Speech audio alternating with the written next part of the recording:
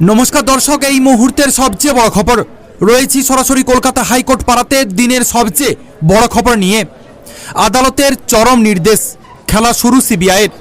ছেড়ে দেমা কেঁদে বাঁচি অবস্থা ভাইপো অভিষেক ব্যানার্জির। একে একে গ্রেপ্তার শুরু করলো সিবিআই, আর যা নিয়েই এই মুহূর্তে উত্তাল পুরো রাজ্য। হ্যাঁ দর্শক, নিয়োগ দুর্নীতিতে অভিযুক্ত হয়ে কলকাতা হাইকোর্টের নির্দেশে চাকরিহারা শিক্ষক শিক্ষিকাদের তথ্য সংগ্রহের কাজ শুরু করে দিয়েছে সিবিআই। সম্প্রতি এই সংক্রান্ত বিষয়ে উদ্যোগী হয়েছে কেন্দ্রীয় গোয়েন্দা সংস্থা। বেশ কিছু ক্ষেত্রে আবার চাকরিহারা শিক্ষক শিক্ষিকা তথা শিক্ষাকর্মীদেরও তলব করা হচ্ছে, এমনটাই কিন্তু সিবিআই সূত্রে জানা যাচ্ছে। দর্শক, ইতিমধ্যে উত্তরবঙ্গের বেশ কিছু শিক্ষককে গ্রেপ্তার করা হয়েছে। এক্ষেত্রে নিয়োগ দুর্নীতি সংক্রান্ত অভিযোগে অভিযুক্তদের তলব থেকে শুরু করে তথ্য সংগ্রহ করা হচ্ছে সিবিআইয়ের নিজাম প্যালেসের দপ্তর থেকে। সিবিআই সূত্রের আরও খবর, নিয়োগ দুর্নীতি সংক্রান্ত 7টি নথি সংগ্রহ করার কাজ শুরু করে দিয়েছে কেন্দ্রীয় গোয়েন্দা সংস্থা। বেশ কিছু ক্ষেত্রে শিক্ষক এবং শিক্ষাকর্মীদের এই সংক্রান্ত নথি জমা দিতেও বলা হয়েছে। কিছু ক্ষেত্রে নিজ উদ্যোগেই সিবিআই এই তথ্য সংগ্রহের কাজ শুরু করেছে।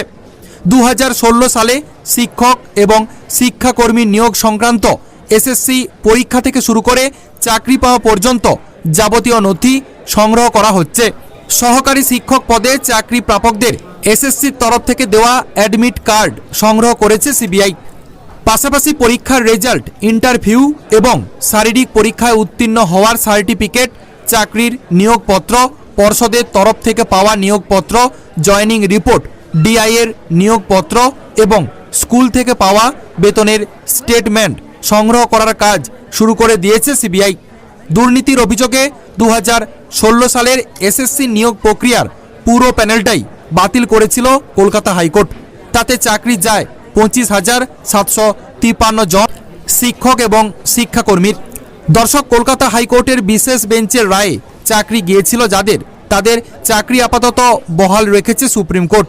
তবে আপাতত এ ব্যাপারে কলকাতা হাইকোর্ট যে রায় দিয়েছিল তাতে স্থগিতাদেশ দিয়ে দিয়েছে দেশের শীর্ষ আদালত। শীর্ষ আদালত জানিয়েছে আগামী 16 জুলাই এই সংক্রান্ত মামলার পরবর্তী শুনানি হবে। প্রমাণিত অযোগ্যদের বেতনের টাকা ফেরতের রায়েও অন্তর্বর্তী স্থগিতাদেশ দিয়েছে প্রধান বিচারপতির বেঞ্চ। আপাতত এই সংক্রান্ত পরবর্তী মামলার শুনানির দিন ধার্য করা হয়েছে 16 জুলাই, অর্থাৎ লোকসভা ভোটের ফল প্রকাশের 1 মাস 12 দিন পর আবার শুনানি হবে।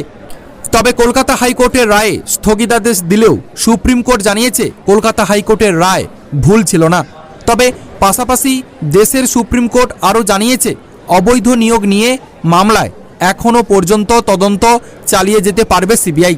তাই এইবার শিক্ষক এবং শিক্ষাকর্মী নিয়োগ প্রক্রিয়া নিয়ে যাবতীয় তথ্য এবং নথি সংগ্রহের কাজ শুরু করে দিয়েছে কেন্দ্রীয় তদন্তকারী সংস্থা।